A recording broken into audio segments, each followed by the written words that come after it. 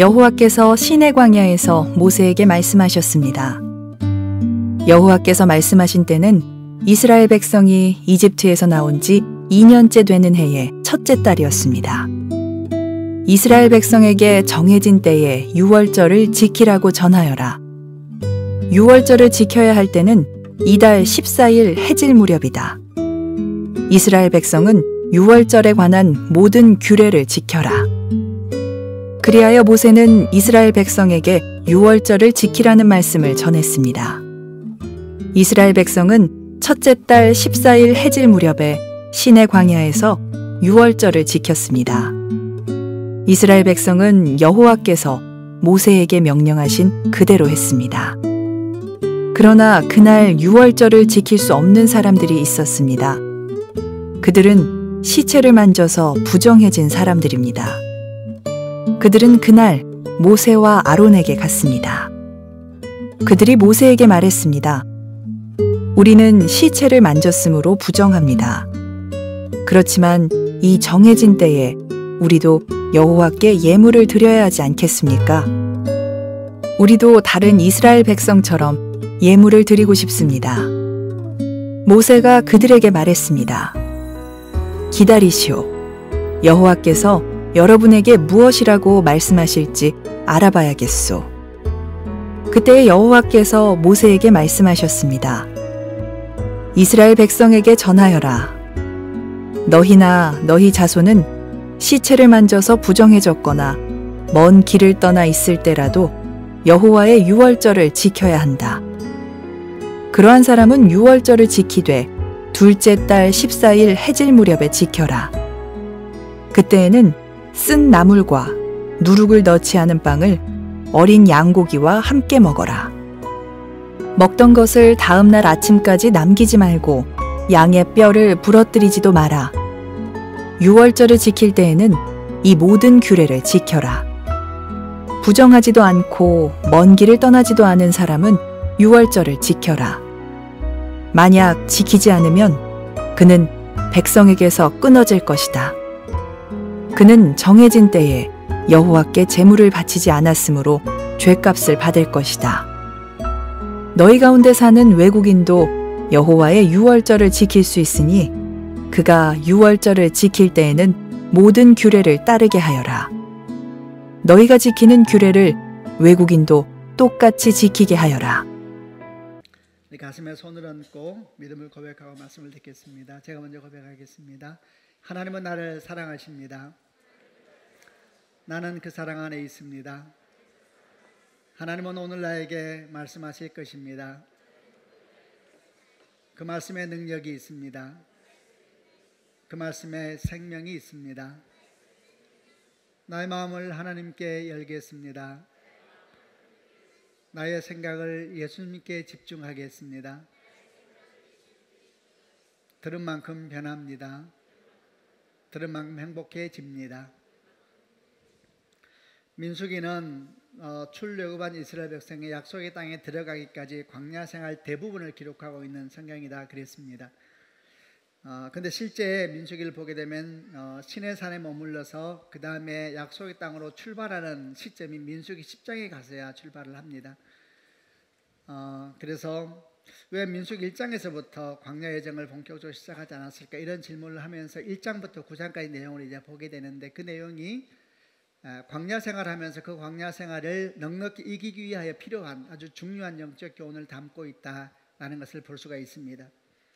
그 내용을 보게 되면 백성들의 인국의 수를 하고 진을 배치하고 레위 지파가 해야 될 일을 자손별로 다시 한번 정확하게 설명하고 거룩한 삶에 대해서 말하고 그리고 오늘 우리가 보려고 하는 유월절을 지키는 것을 한 번 더 하고 그리고 10장에 들어가게 되면 나팔을 만들고 나팔 불 때 그것이 무엇을 의미하는지를 설명하고 난 다음에 이제 드디어 시내산을 떠나서 약속의 땅으로 가는 본격적인 광야 여정이 시작이 됩니다. 그 중에서 오늘은 저희가 9장에 있는 유월절에 대한 말씀을 나누려고 합니다. 유월절에 대한 말씀은 원래는 시간적으로 말하면 민수기 1장보다 좀 앞에 있는 시간적인 순서를 갖고 있는데 기록은 이제 9장에 기록했습니다. 여러 가지 이유가 있는데 어쨌든 그런 9장에 대한 위치가 우리를 하여금 좀 생각해 보게 합니다. 이렇게 9장에 대한 9장에서 유월절 설명하고 난 뒤에 바로 10장에서 광야를 향한 걸음이 시작됐으니까 그런 의미에 있어서 유월절 지키는 것이 또 중요한 의미가 있지 않는가 생각하면서 오늘 함께 묵상해 보려고 합니다. 소망하기는 함께 유월절을 묵상하면서 우리가 광야에서 어떻게 하면 승리자가 될 수 있을까? 출발함으로 끝나는 인생이 아니라 도착해야지요. 하나님의 땅에 하나님의 약속에 어떻게 하면 우리가 넉넉히 도착할 수 있는 믿음의 사람이 될 수 있을까? 그런 교훈을 통하여서 우리가 필요한 것이 뭔지를 한 번 더 명확하게 하고 또 자기 자신을 돌아볼 수 있는 시간도 되기를 바랍니다. 먼저 이 유월절에 대한 교훈을 이해하기 위해서 성경에 나오는 유월절이 뭔가에 대한 설명부터 해보려고 합니다. 유월절은 뭔가? 유월절은 유대인들의 가장 큰 절기, 명절이다, 이렇게 우선 설명할 수가 있습니다. 출애굽 12장에 유월절에 대한 첫 기사가 나오는데 그 시작은 어떻게 되냐면 이스라엘 백성이 출애굽하기 전에 10번의 애굽인들을 향한 재앙이 있었습니다. 그중에 10번째 재앙이 장자의 죽음 재앙이었는데 이 유월절은 장자의 죽음 재앙과 깊이 연관돼서 등장을 합니다. 장자의 죽음 재앙이 있을 때 하나님께서 모세를 통하여서 이제 애굽의 모든 장자가 죽을 것을 말씀하시면서 그 죽음의 역사가 이스라엘 백성들에게 미치지 않기 위해서 어떻게 해야 되는지를 하나하나 설명을 해 주셨습니다. 그리고 재앙이 있었던 날 이스라엘 백성들은 하나님께서 모세를 통해서 말씀하신 그대로 행동을 합니다. 그랬더니 어떻게 되었느냐? 죽음의 영이 애굽에 있는 모든 장자를 다 죽였지만은 그 영이 이스라엘 백성들을 지나가 버리게 됩니다. 그래서 지나갔다 라는 언어에서 그런 상황에서 유월절이라는 말이 등장하게 됩니다. 유월절이라는 말은 너물유, 너물월, 지나갔다. 영어로는 패스 오버 이렇게 되어 있죠. 유월절을 과월절 이렇게 표현하기도 합니다. 이 과자도 지날과 너물유 똑같은 얘기죠. 지나갔다. 여기에서 유월절이라는 표현이 등장을 합니다. 이 날이 하나님 앞에 얼마나 중요한 날이었든지 하나님께서 뭐라고 하시냐면 이 날을 1년의 첫 달로 삼으라 이렇게 말씀을 하세요. 그리고 모든 이스라엘 백성들은 꼭 이 날을 기억하여서 이걸 절기로 지키라 이렇게 설명하셨습니다. 그래서 이 날이 종교력 1월달이 됩니다. 이스라엘은 원래 음력을 세는데 이스라엘 1월은 7월이거든요. 그런데 종교력 1월과는 좀 시기는 다르긴 한데 종교력 1월이 이제 됐습니다. 태양력, 우리가 세는 태양력으로 말하면 3월에서 4월경이 종교력 1월달 니산월인데 이제 그 1월달에 유월절이라고 하는 절기가 지켜지게 됩니다.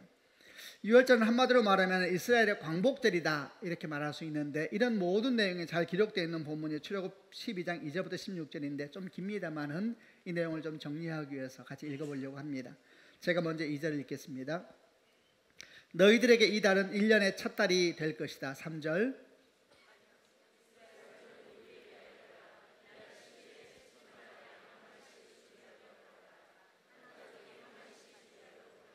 만약 양 한 마리를 다 먹기에 가족이 너무 적거든 가장 가까운 이웃을 불러 함께 먹도록 하여라. 양을 사람 수대로 골고루 나누어 먹을 수 있도록 너희들이 수를 계산하여라.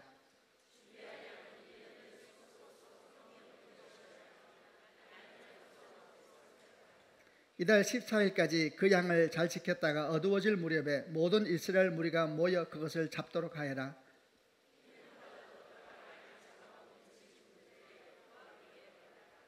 그날 밤 고기를 불에 구워 먹되 쓴 나물과 누룩을 넣지 않은 빵인 무교병을 함께 먹어라.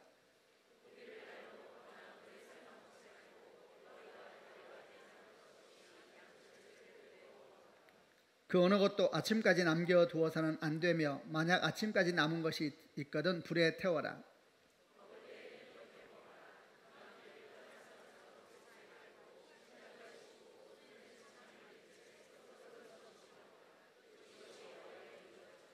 그날 밤 나는 이집트 온 나라로 다니며 짐승이든 사람이든 이집트 땅의 모든 처음 난 것을 죽일 것이다.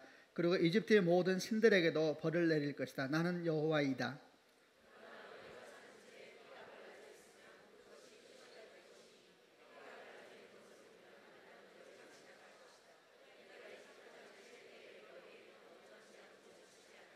너희는 언제나 이 날을 기억하며 이 날을 나 여호와의 기념일로 지켜라. 너희는 대대로 이 날을 기념하여 지켜야 한다.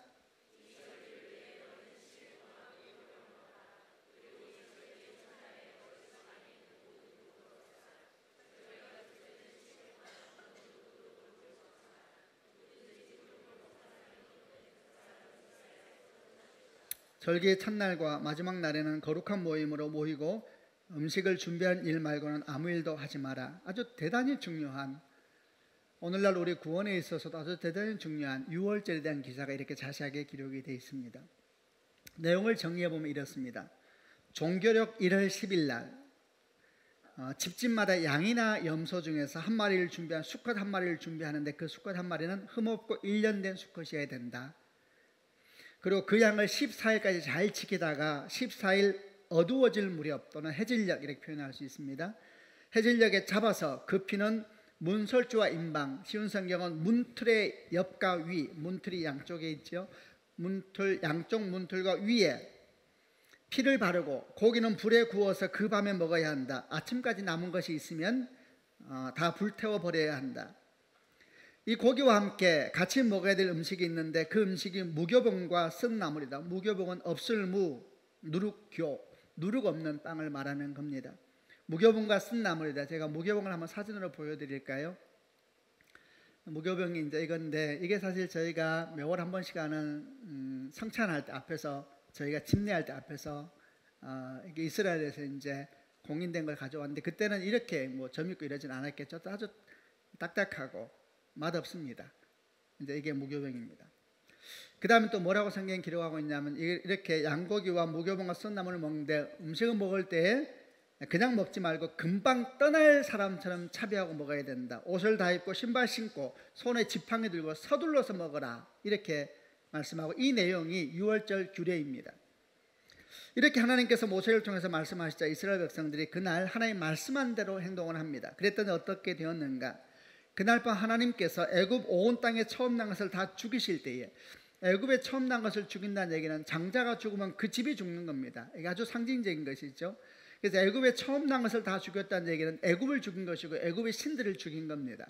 애굽을 다 죽이실 때에 그 문에 유월절 어린 양의 피가 발라진 집은 지나갑니다. 유월절 패스오버 지나가면서 유월절이 이제 완성되게 된 겁니다.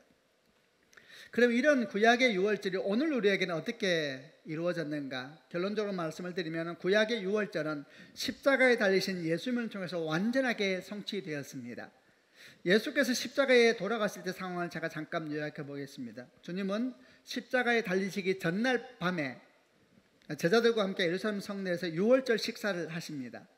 원래 유월절 식사를 할 때는 어린 양을 준비해야 되는데 주님께서 어린 양을 준비하지 않으시고 떡과 포도주를 대신 준비하시면서 이 떡과 포도주를 나눠주면서 뭐라고 말씀하시냐면 받아 먹어라, 이것은 내 몸이다 이렇게 설명하시고, 또 받아 먹어라, 이것은 너희 죄를 용서하게 한 나의 피, 곧 언약의 피다 이러면서 잔과 떡을 나눠주시는, 오늘날 그것이 성찬이 되었죠. 이런 의식을 행하십니다.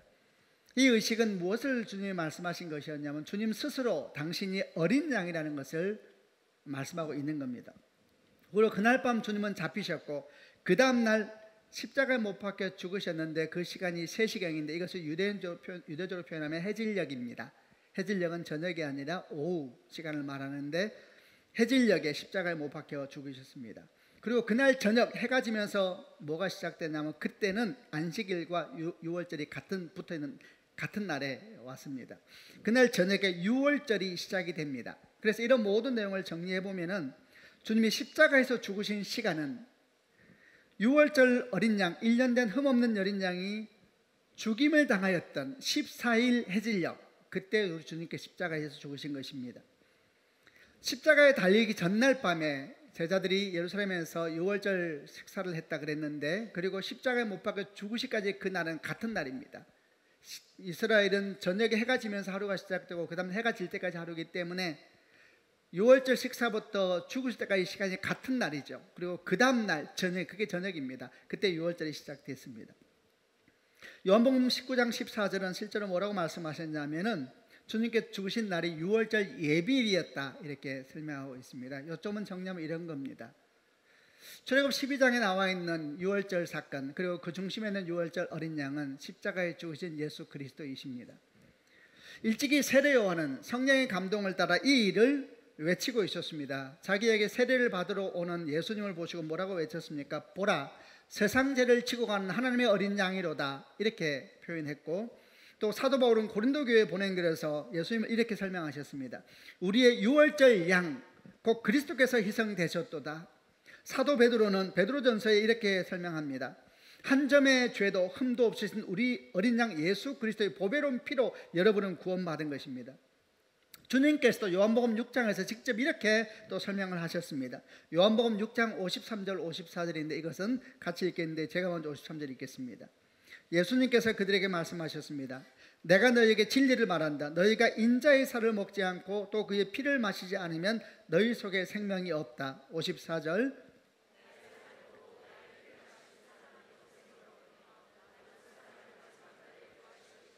주님이 말씀하십니다. 인자의 살을 먹지 않고 인자의 피를 마시지 않으면 너희에게 생명이 없다. 나를 먹고 나를 마셔라. 그래야 너희가 살 것이다. 문틀의 양문틀과 위에 어린 양의 피가 발라져 있었던 집은 절망과 죽음이 지나가 버리고 말았습니다. 마찬가지로 십자가에 죽으신 예수 그리스도 그분을 먹고 마시는 자는 죽지 아니하고 망하지 아니하고 무너지지 않는 삶이 되겠다라고 주께서 말씀하신 것입니다. 아멘 하시기를 바랍니다. 유월절은 예수님 십자가에서 완성된 것입니다. 그래서 로마서 8장 1절 2절 말씀에 그러므로 이제 그리스도 예수 안에 있는 자에게는 결코 정죄함이 없나니 이는 그리스도 예수 안에 있는 생명의 성령의 법이 죄와 사망에서 너희를 해방하였습니다. 그리스도 예수 안에 있는 자에게는 그의 보혈 아래에 있는 자에게는 그의 십자가 아래에 있는 자에게는 그의 피가 발라져 있는 사람에게는 결코 정죄함이 없나니 이는 그리스도 예수 안에 있는 생명의 성령의 법이 죄와 사망의 법에서 너희를 해방하였습니다. 요한복음 11장 25절 26절 말씀에 나는 부활이요 생명이니 나를 믿는 자는 죽어도 살겠고 무릇 살아서 나를 믿는 자는 영원히 죽지 않느냐 이것을 네가 믿느냐. 예수를 먹으라 예수를 마시라 이 말은 예수를 온전히 믿으라는 이야기죠. 나를 믿는 자는 죽어도 살겠고 무릇 살아서 나를 믿는 자는 영원히 죽지 않느냐 이것이 네가 믿느냐. 아멘이죠. 주님 말씀하시기를 예수 믿으면은 살아서 산 사람이 예수 믿으면 영원히 죽지 않는다 그랬습니다. 그렇게 생각하면 주의 말씀에 의하면 여러분도 죽지 않고 저도 죽지 않는 것이죠. 무슨 말이냐? 다 죽더만 예수 믿는 사람들도 아닙니다. 주님께서 죽음의 개념 자체를 바꾸셨습니다.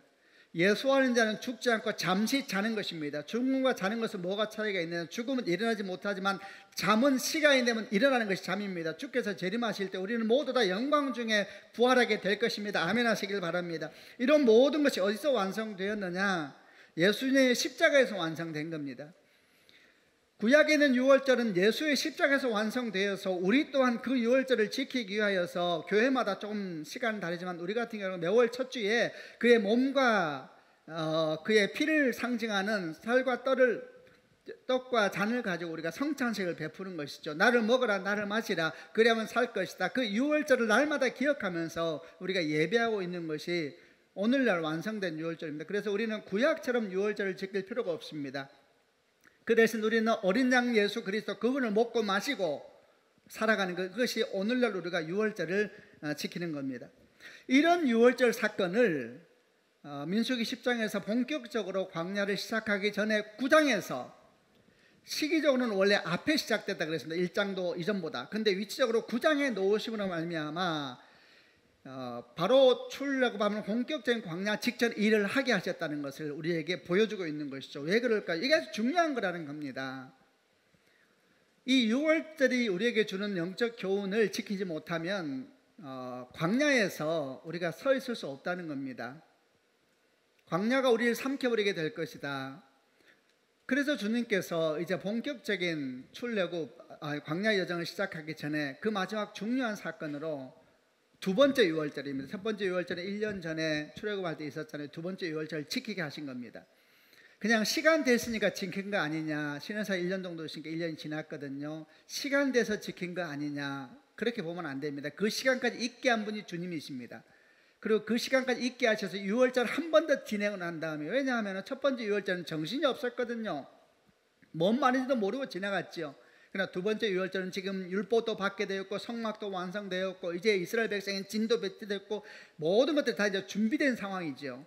이 상황에서 두 번째 유월절은 첫 번째보다 훨씬 더 진지하게 하나님께서 모세에게 이것이 무엇을 의미하는지 잘 설명해 주면서 유월절을 보냈을 겁니다. 그래서 본격적인 광야를 들어가는 이스라엘 백성들은 유월절 경험이 분명한 상태에서 들어가게 된 것이고, 이 유월절 경험, 유월절 교훈, 이런 것이 광야 생활에 아주 중요한 역할을 하게 된다는 겁니다. 자, 이제 우리는 이 유월절이 주는 교훈을 구체적으로 묵상해 보려고 합니다. 우선 이스라엘 백성이 광야에서 시내산에서 두 번째 유월절 지키면서 무엇이 가장 기억에 남았을까, 이런 묵상을 좀 해봤습니다. 유월절, 아까 유월절 규례를 말했잖아요.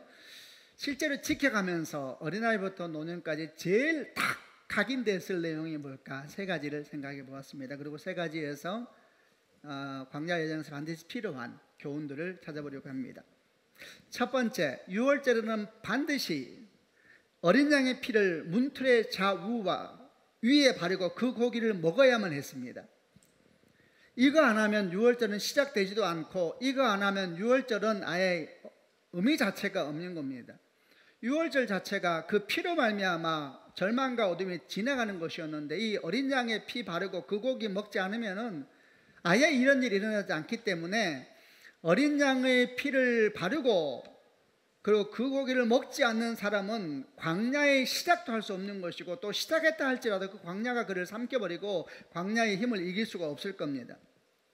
그럼 이것이 오늘날 우리에게 무엇을 의미하는가, 이렇게 말할 수 있겠지요.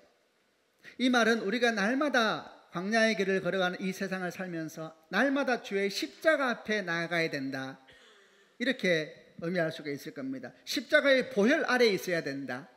이 십자가의 보혈이 우리를 구원하는 거죠. 또 이렇게 설명할 수 있을 겁니다. 우리는 날마다 예수님을 먹고 예수님을 마셔야 된다, 이렇게 설명할 수 있을 것 같고, 또 이렇게 설명해도 될 것 같아요. 십자가는 우리 피난처이고 우리 안식처이다. 이 십자가에서 유월절이 완성됐다 그랬는데, 그 예수의 보혈 안에 있을 때 그들이 보호받았습니다. 누구든지 보호받았습니다. 그 집에 있는 사람은 애굽 사람이 들어가도 애굽 사람도 보호받는 겁니다. 그래서 이 유월절은 참된 보호와 안식처를 보여주는 것이기도 하죠. 그게 십자가라는 겁니다. 십자가 보혈 아래 있어야 된다. 우리는 날마다 예수님을 먹고 예수님을 마셔야 한다. 십자가는 우리 피난처이고 우리 안식처이다. 이런 모든 것을 한마디로 정리하면 이렇게 정리할 수 있겠다 싶습니다. 우리는 날마다 그리스도의 십자가 앞으로 나아가야 된다. 한번 따라 하시길 바랍니다. 우리는 날마다 십자가의 예수님께 나아가야 한다. 여러분, 이거 없으면은 이 광야의 생활에서 여정에서 승리하지 못합니다. 우리는 날마다 생각합니다. 출발만 하고 마무리하지 못하는 사람이 될 것인가. 우리는 출애굽 1세대의 영성을 따라가면 안 됩니다. 그를 위해서 기억해야 됩니다. 날마다 우리는 주의 십자가 앞에 나아가야 합니다. 왜 날마다 주의 십자가 앞에 나아가야 되는가? 거기에 참된 회복과 거기에 참된 쉼이 있기 때문에 그런 겁니다. 여러분, 광야 여정은 평생 가는 여정입니다. 평생 가는 여정이기 때문에 항상 우리에게는 참된 쉼터와 피난처가 필요한 것입니다. 광야 여정은 쉽지 않습니다. 아주 어렵고 힘들고 때때로 외롭고 지치는 여정이기 때문에 그 여정을 우리가 승리하기 위해서는 항상 새 힘과 능력을 공급받는 참된 쉼터, 참된 회복의 자리, 그런 회복의 자리가 없으면 평생 걸어가는 광야의 자리를 걸어갈 수가 없는 겁니다. 그래서 우리가 십자가 밑에서 그런 참된 쉼과 회복을 경험할 수 있다는 겁니다. 요한복음 11장 28절에 주님께서 이렇게 말씀하셨습니다. 수고하고 무거운 짐진 자들아 다 내게로 오라. 내가 너희를 쉬게 하리라 그랬죠. 수고하고 무거운 짐진 자들아 다 내게로 오라 이랬습니다. 주님이 오라 그랬어요. 그러면 주님이 어디 계신지 알아야 가지 않겠습니까? 주님은 어디 계십니까? 우리가 주 앞에 기도할 때 수고하고 무거운 짐을 진 자들아 이랬습니다. 우리가 사는 것이 수고하고 애쓴 짐이 등에 가득 차 있는 겁니다. 그럴 때 주님께서 수고하고 무거운 짐진 자들 내게로 오라 그랬으니 우리가 주님 계신 곳에 가야 되잖아요. 어디에 계십니까? 주님은. 어떤 사람은 경제적으로 너무 어렵고 배고파서 오병이의 주님 앞으로 가고 싶은 분도 있겠죠. 어떤 사람은 빨리 천국 가고 싶어서 하늘 영광 가운데 있는 주님을 볼 수도 있을 것이고, 어떤 사람은 병 가운데 있어서 나사로 죽은 자를 고치셨다는 치유의 주님을 생각할 수도 있을 겁니다. 모두 다 우리 주님이시죠. 그러나 우리가 알아야 될 것이 있습니다. 이런 모든 하나님의 계시의 완성과 직결된 포인트는 십자가입니다. 십자가. 이걸 신학적으로 십자가의 중심성이라고 그럽니다. 그래서 십자가가 없다면 회복도 구원이 아니고, 십자가가 없다면 되살아나도 구원은 아니고, 십자가가 없다면 영광도 없는 겁니다. 그래서 수고하고 무거운 짐진 자들이 가서 그 짐이 풀어지는 것은 어디냐면 십자가 아래입니다. 이것도 아멘 하셔야 됩니다. 철로역정을 보게 되면 철로역정 쓴 사람이 누구죠? 갑자기 생각이 안 나요. 크게 말해줘요. 네? 존 버년. 제가 잘 아는 분인데 이 생각. 존 버년의 철로역정을 보게 되면 이 크리스찬이 이제 여기 있으면 내가 죽을 수밖에 없구나라는 소식을 듣고 하나님 나라에 출발해요. 출발. 이게 뭐 일종의 출애굽이겠죠. 출발합니다. 그다음 출발해도 등에 짐을 지고 있어요. 그대로. 그러면서 이런저런 저런저런 경대, 이 짐이 어디서 벗겨지냐면 참 좋은 본연의 묵상을 잘했죠. 이 짐을 지고 하는데 십자가 언덕, 십자가 끝이 아니에요. 십자가는 사실은 초반에, 신앙의 초반에 만나는 겁니다. 근데 십자가의 길이 보이는데 글이 올라가는데 무거운 짐을 지고 올라가요. 근데 성경에 존 번연이 뭐라 기록했냐면 십자가 앞에 갔을 때 스르르 짐이 벗겨졌다 그랬어요. 어쩌다 표현이 좋더라고요. 번역이겠죠. 근데 그 언어가 그런 게 있는 거잖아요.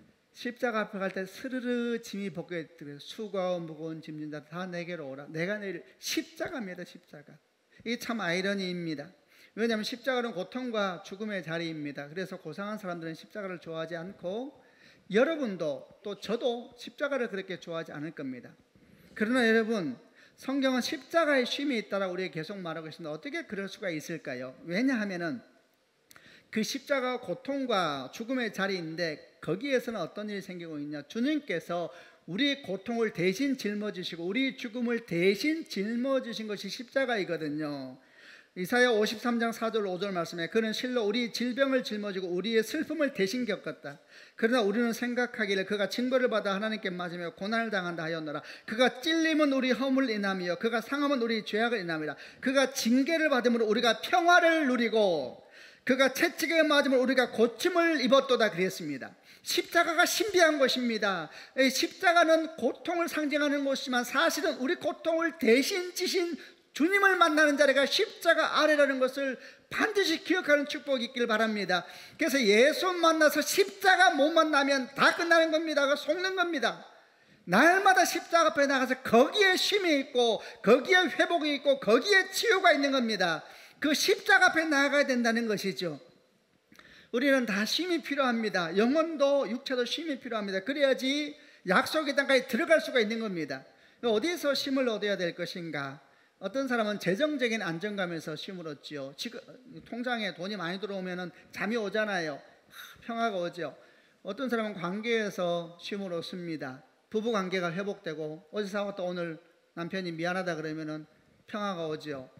자녀와의 관계에서 또 이게 쉼을 찾는 사람이 있습니다. 그러나 그런 쉼이 우리에게 필요합니다. 그러나 우리가 다 동의해야 될 것은 그런 쉼은 영원하지 않습니다. 여러분, 돈에서 안정감을 찾는 사람은 돈 때문에 흔들릴 수밖에 없고 남편과 아내에서 안정감을 찾는 사람은 거기에서 상처받을 수밖에 없습니다. 자녀의 관계에서 자녀가 잘 될 때 내가 안정감을 누린다. 그래서 자녀와 부모의 관계가 위기가 오는 것이고 어려움이 오는 것이지 않습니까? 왜냐하면 이 모든 것들은 항상 요동하고 흔들리고 불안하기 때문입니다. 그러나 골고다 언덕에 높이 달리신 십자가는 결코 변치 않는 것을 믿는 축복이 있기를 바랍니다. 그래서 신기한 겁니다. 십자가 앞에 서면 회복이 시작되는 겁니다. 회복을 원하십니까? 십자가의 주를 깊이 묵상하고 그분 앞에 무릎을 꿇고 그러면 어떤 일이 생깁니까? 내 죄를 십자가 앞에 내어놓고 회개하고 그러면 치유의 역사가 일어나고 구원의 역사가 일어나는 것을 믿는 축복이 있기를 바랍니다. 찬양 중에 제가 찬양을 지난주도 해서 또 하는 것에 대한 부담감이 몹시 큽니다만은 십자가 그늘 아래 나시기 원하네. 저 햇빛이 뜨겁고 또 짐이 무거워 이 광야 같은 세상에 늘 방황할 때에 주 십자가의 그늘에 내 싣고 찾았네. 끝에만 아는 것 같죠? 중간에 잘 모르겠죠? 십자가 내가 처음 볼 때에 나의 맘에 큰 고통 사라져. 참 놀랍죠? 오늘 믿고서 내 눈 맑았네. 참 내 기쁨 영원하도다. 신기하죠? 십자가 앞에 가서 울어야 되고 십자가 앞에 가서 토해야 되고 그러면 주의 그 보혈이 우리를 덮습니다. 그 보혈이 임하고 우리를 덮으면 이 또한 지나가는 겁니다. 다 지나가고 다시 또 세상을 향해서 걸어가면서 승리하게 될 줄로 믿습니다. 두 번째 유월절에서, 또 광야의 두 번째 유월절에서 우리가 배울 중요한 교훈 두 번째는, 유월절에는 반드시 누룩을 없애고 무교본과 누룩이 없는 무교본과 씀나물을 양고기와 함께 먹어야 된다. 그래서 유월절은 반드시 누룩을 없애야 됩니다. 유월절 이어지는 7일이 무교절인데 그 무교절 기간도 마찬가지로 누룩을 다 없앱니다. 지금도 이스라엘 유대인들이 이제 유월절이 아주 중요한 명절이니까 아주 잘 지내지요.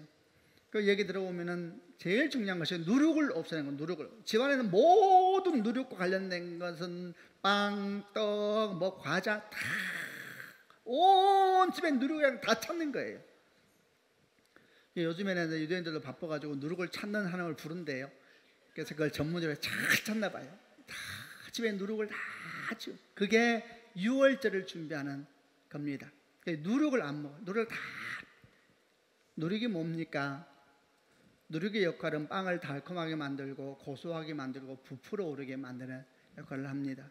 그래서 누룩이 들어가야 맛있어 보이고, 또 누룩이 들어가야 우리 입에도 맛있고, 누룩이 들어가야 보기도 좋고 그런 겁니다. 그럼 누룩을 빼버리면 어떻게 될까요? 아까 나온 무교병처럼 딱딱하고 맛없고 매력적으로 보이지도 않는 것이 누룩을 빼버린 빵입니다. 근데 우리 주님 하나님께서 이제 광야 들어가야 되는 이스라엘 백성에 다 빼라 그럽니다. 다 빼라. 그거 안 빼면 안 된다. 그리고 주님께서 매년 그거 하라 그랬어요. 그래서 매년 기회를 돌아서 항상 누룩을 제거하라 그렇게 말한 겁니다. 우선은 아주 단순하고 명확하게 말할 수 있죠. 이게 뭘 의미하는 걸까요? 광야의 여정은 사실 그렇게 달콤하고 고소하고 그렇게 재미있는 여정이 아니라는 겁니다. 그러므로 만약에 이 광야의 여정, 주와 함께 걸어가는 세상의 길을 걸어가면서 그 신앙 여정이 그저 달콤하고 고소하고 재미있는 여정으로 생각한다면 그 사람은 광야에서 큰 시험에 들 수밖에 없는 겁니다. 또 만약 누군가 광야를 가면서 여전히 애굽에서 누렸던 달콤함이나 고소함을 원한다면 그 사람도 광야에서 시험에 들고 넘어지고 마는 겁니다. 왜냐하면 그런 사람은 광야의 생활하면서 계속해서 자기 인생에 누룩을 더하려고 해요. 왜냐하면 누룩이 인생을 고소하게 만들거든요. 이 누룩이 뭔가? 이 누룩은 죄입니다. 이 누룩은 뭔가? 세상의 가치관, 세상의 세계관, 세상이 주는 세계관, 세상이 주는 처세술입니다. 계속 더하지요. 그래서 광야를 가면서도 애굽의 달콤함을 계속 가지려고 하는 모습은 비슷한 겁니다. 그러나 여러분, 이거 다 빼라 그랬습니다. 이거 아주 주의해야 됩니다. 주님께서 이렇게 말씀하셨습니다. 마태복음 16장 6절에 바리새인과 사두개인들이 누룩을 주의하라. 마가복음 8장 15절에 바리새인들은 누룩과 헤롯의 누룩을 주의하라. 그리고 성경은 바로 이어 설명하기를 바리새인과 사두개인들의 교훈이다 이렇게 말하고 있습니다. 이런 세상의 교훈, 세상의 가치관이 우리 인생에 계속 있으면 어떻게 되느냐? 부풀어 오르는 영성, 그럴듯한 인생 되는데 사실은 망하는 겁니다. 이게. 그러면 하나님께서 일을 하셔도 그 일이 안 보여요. 아주 이걸 잘 보여주는 성경의 내용 중에 하나가 창세기 3장에 있는 내용입니다. 뱀이 어느 날 와서 하와에게 선악과를 먹으라, 그럼 네가 하나님 되면 될 것이다 이렇게 이야기를 하지 않습니까? 그때 그 말을 듣고 하와가 그 말이 들린 겁니다. 그래서 고개를 들어보니까 성경이 뭐라고 기록하냐면 동산중에 선악과가 보암직하고 모음직하고 지혜롭게 할 만큼 탐스러웠다 이랬죠. 옛날에 저희가 어릴 때에 동화를 보면요, 에덴 동산을 그린 동화가 있었어요. 동화들. 그때 어떻게 보통 그러느냐면 에덴 동산에 막 열매가 많잖아요. 그럼 동화를 어떻게 그렸냐면 다른 열매는 다 십주구리해요. 막 마르고 막 찌그러져 있고 막 그러다가 저 중간 정도에 뒤에 반짝반짝하는 뭐가 하나 커요. 크고 색깔도 남달라. 그리고 반짝반짝 이렇게 붙여놨어요. 그게 선악과인데 이거는 완전히 거짓말이에요. 이 동화를 그린 사람은 창세기 3장 이후의 영성을 가진 사람입니다. 이게 뭐냐 하면 원래 창세기 2장 말씀에 의하면은 하나님께서 에덴 동산에 보기에 좋고 먹기에 좋은 여러 과실을 만들었고 그 중에 동산 중에 선악과와 생명나무가 있다 그랬어요. 생명나무와 선악과를 좀 더 맛있게 만들었다는 말이 없어요. 근데 창세기 3장에서 뱀의 말이 들어오는 순간 이게 누룩의 영성이거든요. 세상의 교훈이 들어와서 뱀의 영성이 들어오는 순간 어떻게 보냐면 그것만 커 보이는 거예요. 내가 없는 것만, 먹지 말라는 것만, 훔쳐먹은 떡이 맛있대요, 옆집 여인이 아름답대요. 완전 누룩의 영성. 망하는 겁니다. 망하는 겁니다. 이거는 죽는 겁니다. 이거는 원래 다 좋았어요. 다 좋은데 누룩의 영성에 들어가는 순간 없는 것만 슬프고, 나는 불쌍한 사람이고, 옆집은 돈 많다, 나는 돈 없으니까 나는 막 기도 응답도 안 되는 것 같고. 그러면 이제 이런 사람이 어떻게 되냐면 하나님의 은총을 보는 눈이 사라져 버립니다. 그러면 끊임없이 출애굽 1세처럼 애굽의 8일, 애굽의 뭐였나요? 마늘, 애굽의 고기 계속, 왜? 눈에 보이는 만나의 아름다움을 모르는 영성이 사라져 버렸으니까 이런 일들은 몹시 많이 일어나고 있는 겁니다. 예를 들면 이런 것이죠. 여러분 집에, 아니 뭐 어느 집에 애가 있다고 생각, 옆집도 애가 있고, 애는 공부를 너무 잘해서 막 수능 시험 치는데 바로 아주 좋은 대학 들어가고 있어. 얘는 애가 너무 겸손해, 성적이 있어. 그래서 막 재수하고 막 또 더 열심히 또 재수해서 막 나라에 돈 바치고 한 삼수를 한다 생각해 보세요. 여러분 어떻게 생각해요? 그럼 이게 누룩의 영성에 들어가면 어떤 생각을 하게 되냐면은 집에 오면 이놈이 죽일 놈인 거예요. 말은 안 하고 속으로. 옆집에는 너무 훌륭하고, 이게 누룩의 영성입니다. 사실은 그 아이가 하나님의 생명이거든. 그래서 생명이 집에 뛰어다니는데 공부하고 뛰어다닌다고 막 흥분을 하는 거예요. 잠자면은 쳐단다고 막 생명이 좀 쉬고 있는데, 이게 누룩의 영성이 들어가면은, 누룩의 영성이 들어가면 안 보입니다. 그러니까 하와의 그 누룩의 영성이 딱 들어가는 순간 아무것도 안 보여요. 나는 불쌍한 여인, 하나님은 좋은 거 감추시는 분, 옆집만 좋은 거 주고 옆집만 기도 응답해 주고, 망하는 것이죠. 망하는 것이죠. 이게 주님께서 광야를 걸을 때 누룩 빨리 빼라고, 누룩을. 그런데 여러분 이게 쉽지가 않습니다. 세상의 가치관을 쫓지 않고 주 예수 그리스도의 뒤를 따라간다는 것은 영적 전쟁입니다. 예수를 믿는 것은 그래서 힘들다는 겁니다. 여러분 예수를 믿는 것이 다 좋다고 누가 그렇게 말합니까? 그렇지 않습니다. 결코 쉽지 않지요. 우리 뼛속까지 스며들고 있는 영성이 있습니다. 우리는 어릴 때부터 그 영성 교육 받았어요. 그게 선악과 먹으면, 선악과 없애버리면 네가 하나님 된다는 영성이거든요. 인생 하나님 줄 필요 없다, 경계다 무너뜨리고 선다 무너뜨리고. 세상에는 그걸 힘이라 그러거든요. 왜 돈 많이 버세요? 경계 없는 인생 살고 싶어 그러잖아요. 돈 많이 벌면 나 못 건들잖아요, 누가. 그게 뱀의 영성이거든요. 그거 사탄의 영성이거든요. 그거 누룩의 영성이거든요. 그 빼라 그랬으니까 빼지나요? 옆집도 그 영성, 윗집도 그 영식, 내 엄마도 그 영성, 아빠도 그 영성이 있고, 교회 갔더니 다 그 영성인데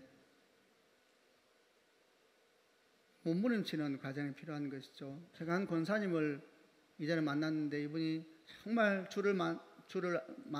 하나님을 믿지도 않고 좋아하지도 않는 분이셨는데, 정말 주의 특별한 주님을 알게 됐는데 진짜 주님이 살아계실지도 모른다는 어떤 계기가 쑥 들어왔어요. 주님이 살아계실지도 모른다. 이 사람이 불교 쪽으로 아주 그냥 강의하는 정도의 동아리에서 대학 교수였는데, 쑥 들어오니까 너무나 무서워서 이제 주의 하나님 말씀을 보기 시작해요. 집에 가서 본인의 아내였는데 이 차도 다른 데 밀어놓고, 왜냐하면 차 있으면 사람 오니까, 그리고 성경을 펴놓고 막 파기 시작해요. 그리고 엄청난 사실을 발견하죠. 주님이 살아계시다는 이 여인이 알게 됐어요. 이 여자가 너무 무섭더래요. 너무 무섭더래요. 군인이기 때문에 이제 교회를 정규로 다니는 것이 아니라 예배만 드리고 이제 자기 혼자 성경을 읽다가 이제 하나님을 만나버렸네. 너무 무서워서 하나님의 살아계심을 알게 됐으니까, 그래서 이제 어떻게 했냐면 말씀대로 살기 시작합니다. 말씀대로 안 살면 죽는 줄 알았대. 말씀대로 살기 시작해요. 제가 만나서 얘기를 하는데 한 2-5시간 얘기를 했는데 너무 재밌더라고요. 그 말씀대로 살기 시작해서 제가 시작했다 그래서 이제 그 집에 왔을 때 제가 말했죠. 아유, 권사님 말씀대로 사니까 어땠냐고, 좋았냐고. 그래서 이분이 이렇게 말합니다. 목사님, 좋지 않았어요. 죽는 줄 알았대요. 죽는 줄 알았대요. 그래서 살 수가 없더래요. 시체 같은 시간을 보냈대. 2-3년 동안 말씀대로 살 수가 없더래요. 이거는 완전히 나하고 다른 인생인데요. 뭐 나 그렇게 지금까지 그렇게 생각한 적도 없고, 그렇게 밥 먹은 적도 없고, 그렇게 기도 안 했는데 다 바꾸는 거예요. 통으로 바꿔버리니 살 수가 없더래요. 내가 할 수 있는 게 아무것도 없더래요. 죽은 것보다 힘들었대요. 제가 그 얘기 듣고 얼마나 마음이 많은 생각을 했는지 몰라요. 저는 설교할 때 항상 그랬거든요. 말씀대로 살면 행복하고, 말씀대로 살면 평화롭고, 말씀대로 살면 좋다고. 근데 말씀대로 사는 그분이 말씀하시기를 죽겠대요. 죽을 맛이래요. 그러냐고. 그래서 어떻게 했냐 계속 물어보니까 이분이 한 2-3년 동안 죽는 시간을, 그건 십자가의 시간이죠. 죽었죠. 근데 2-3년 지나니까 그렇게 편해지더래요. 그리고 역사가 일어나는데 성경 기적이 막 일어나더래요. 근데 이분은 하나도 안 놀랐어요. 말씀대로 살고 있는데 말씀의 역사가 일어나는 게 이상한 게 아니잖아요. 그러다가 나중에 이 남편이 지휘관이어서 자리에 정착하게 돼서 교회 갔다가 셀 모임 참석했다가 기절할 뻔했다는 거예요. 다 안 지키고 있더래요. 근데 다 살아있더래요. 저는 그 권사님 얘기를 항상 기억해요. 당연한 이야기죠. 여러분, 광야는 쓴 나물입니다. 쓴 나물. 내가 이 짓 하려고 교회 왔냐? 그 짓 하려고 온 거예요. 쓴 나물이에요. 쓴 나물. 근데 주님께서 뭐라고 말씀하시냐면은 그런 쓴 나물을 먹는 광야 여정은 우리에게 뭐라고 하냐면 항상 기뻐하라, 쉬지 말고 기도하라, 범사에 감사하라. 그래. 이거는 약속입니다. 약속. 그 속에 은총이 감춰져 있거든요. 그 속에 은총이 감춰져 있단다. 쓴 나물을 빼는 시간은 죽을 것처럼 힘들지만 그 영성을 빼고 하나님의 영성에 들어가는 순간 은총의 강물처럼 보이거든요. 할렐루야. 이래야지 좀 그래야 되지 않겠어요? 신앙이. 그죠? 하나님의 은총이 막 몰려오는데 은총이 방에서 굴러다니는데 저 죽일 놈이라 감사하다, 고맙다. 그래서 가서 혼자 사냥하고 그럼 아이가 놀래서 우리 집에 무슨 일이 있냐고. 두 번째 6월절 교훈은 누룩을 제거해라. 안 그러면 부풀어 오르는 신앙, 보암직하고 모금직하고 누룩의 영성 죽습니다. 그리고 무엇보다 은총을 몰라요. 은총을 항상 불평. 그러니까 출애굽한 1세대는 맨날 애굽 고기, 애굽 생선.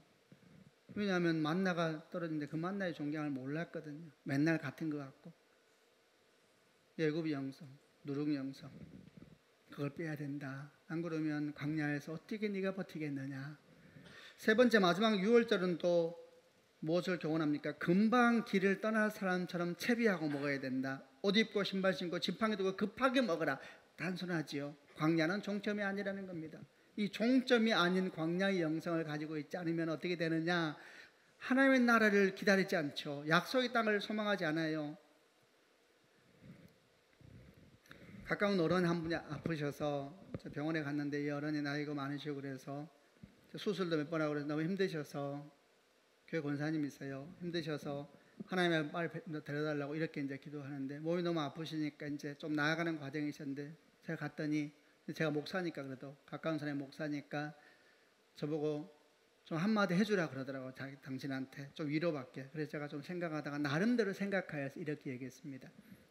어르신, 우리가 다 지금 집으로 가고 있는 중입니다. 근데 집에 다 와가는데 마지막 산이 좀 거칠고 험합니다. 이게 진짜 제 마음이에요. 그분은 우리 집이거든요. 나는 그분부터 시작됐어요. 내 고향, 나의 주님. 그분 앞에 가기까지 우리는 쉬지 못합니다. 다 집으로 가는 중에 그래서 제가 설명했죠. 이게 제 고백이어서 어르신, 집에 다 와가는데 마지막 산이 이게 거칠고 험합니다. 위로받기를 원했는데 위로 받으셨을까요? 안 받으셨을까요? 눈빛이 안 받으시던데요. 왜냐하면 집에 다 와간다니까 좋아하지 않으시더라고요. 무슨 말인지 알죠? 그래서 제가 이런 생각에서 제가 끝나고서 여호수아 목사하고 그 얘기 나눴어요. 여호수아야, 집에 다 안 가고 싶어 하는데 어떻게 하냐. 제가 보니까 예수 믿는 사람들이 나이 드셔서 집을 안 가려고 그래요. 그리고 다 치유기도만 받으려고 그래요. 그리고 또 그 시골에 있는 교회에서 나이 든 분들 많아요. 오면 다 치유받는 위해서 기도해요. 치유기도 해야 돼요. 주께서 병든 자에서 기도하라 그랬거든요. 그거 해야 돼요. 그러나 그런 기도를 하면서 항상 고향을 향한 사모함이 있어야 되는데 어떻게 된 건지 주변을 보니까 어른 중에 고향에 대한 사모함이 없고 치유만 자꾸 생각해서 이상하더라고요. 왜 집에 안 가려고 그럴까? 그래서 제가 줄여서 그랬어요. 우리가 이분이 어디서 이걸 배웠을까? 교회에서 배웠겠죠. 목사님들이 집 가는 것을 기뻐하지 않은 가르치고 치유를 위해서 기도하지만 우리는 집으로 가는 중에 그 집은 우리 고향이고 설명할 수 없는 영광이 거기서 우리를 기다리고 있습니다. 그래서 우리 몸은 쇠약해지지만 우리 영은 기뻐하는 겁니다. 그게 고향을 가는 자의 마음이죠. 근데 자꾸 고향을 안 가려고 그래서 제가 이런 생각했어요. 이게 또 나눈 이야기예요. 우리가 교인들에게 이 얘기를 좀 나눠야 되는데 가만히 보니까 나이 들고 병 들었을 때 이 얘기하면은 상처받으시더라고요. 집에 갈 때 다 돼갑니다. 이러면 굉장히 언짢아하셔서 생각했죠. 건강할 때 이 얘기를 해야 돼요. 여러분 건강하신가요? 집에 갈 준비를 하고 살아야 돼. 항상 집에 갈 준비를. 그분은 죄 많은 이 세상은 내 집안이네. 내 모든 보화는 저 하늘에 있네. 저 천국 문을 열고 나를 부르네. 나는 이 세상에 정들 수 없도다. 오 주님 같은 친구 없도다. 우리는 항상 건강할 때 자꾸 생각해요. 그래야지 섭섭하지 않아요. 오늘 내가 집에 교회 설교 듣고 왔는데 엄마 얘기는 들어봐. 하지 마요. 어른들에게 하면 무례한 거예요. 그게 건강할 때. 그래서 성경에 옷 입고 밥 먹으라서 옷 입고 밥 먹으라고. 광야는 종점이 아니거든요. 종점이. 생각해 보세요.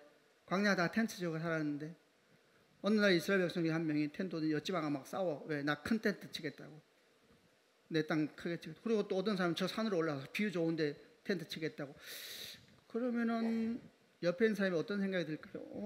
곧 떠날 건데 이런 생각이 들지 않을까요? 그냥 많이 생각합니다. 그냥 여러분과 우리 영성을 떠날 영성이 뭘까? 그러지 않으면 어떻게 되느냐? 또 이제 안 되는 겁니다. 그래서 출애굽 1세대는 다 광야가 그들을 삼켜버렸습니다.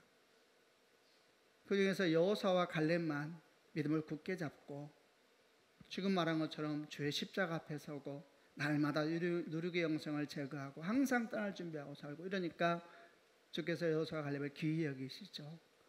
그리고 그 약속의 땅에 들어갈 때 나머지 모든 자손들을 네가 데리고 들어가라. 그 나머지는 다 광야에서 죽을 것이다. 성격이 나쁜 분이 아니에요. 주님께서 광야가 그들을 삼킨 겁니다. 왜냐하면 그들이 광야에게 자기를 내주었거든요. 말씀을 마무리하겠습니다. 사랑하는 성도 여러분, 우리는 지금 세상이라는 광야를 걷고 있습니다. 아까 처음에 했던 것처럼 출발만 하고 마무리하지 못하는 사람이 되겠습니까? 출발했을 뿐만 아니라 넉넉히 약속의 땅에 들어가 주의 영광을 보고 주님을 찬양하는 하나님의 나라의 일꾼이 되는 성도가 되는 축복이 있기를 바랍니다.